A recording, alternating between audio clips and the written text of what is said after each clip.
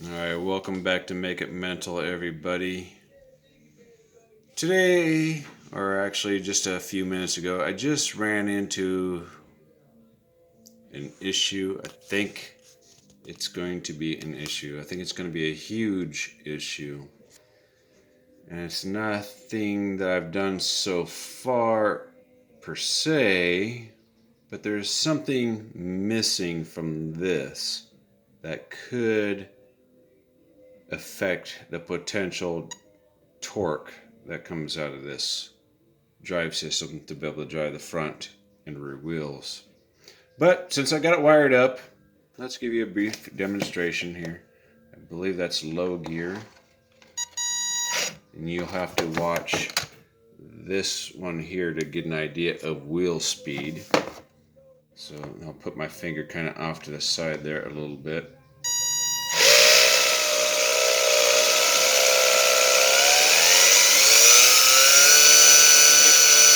Flat out, baby. Flat out. 1, 2, 3, 4. Basically, very, very slow, which is freaking awesome and flat out. I mean, that is seriously low geared. So let's put it to high gear. Change it again. Quite a bit faster. But after a certain point of the trigger, it becomes maxed out in speed. See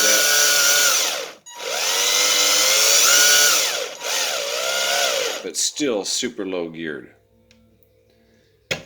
So, what my issue is, my potential issue, look at that again very carefully.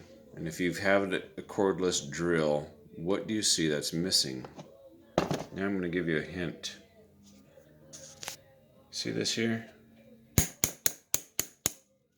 Clutch.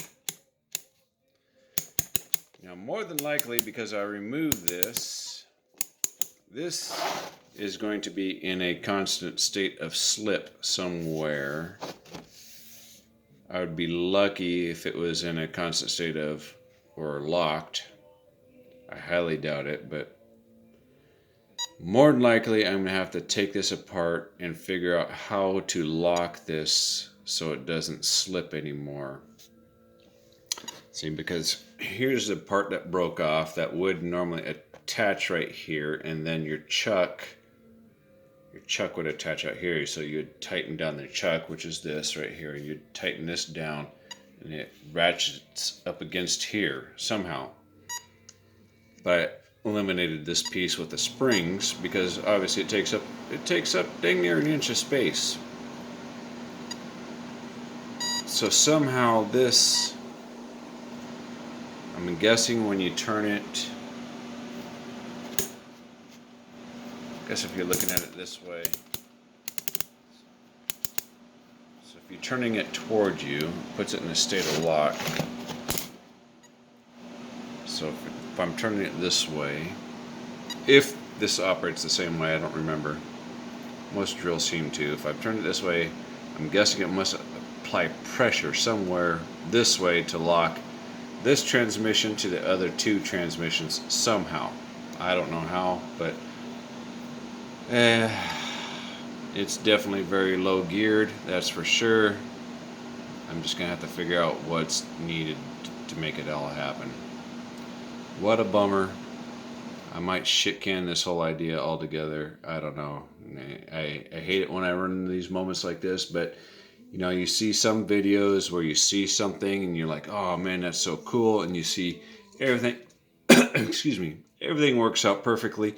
That is not true.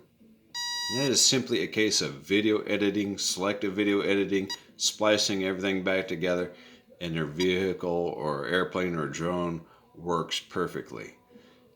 That is far from the truth. I share with you guys my failures and the winners, for lack of a better description. So, I mean, right now I got a semi-winner, I guess. I'm right there in the middle somewhere.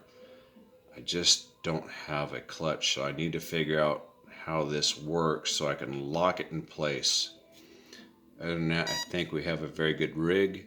I am testing it on a 2-cell LiPo right there, and it seems to be holding up just fine. Granted, I didn't run it under a load, not that the motor would see much of a load. It is warmer to the touch than my fingers, just on that little bit of a test right there.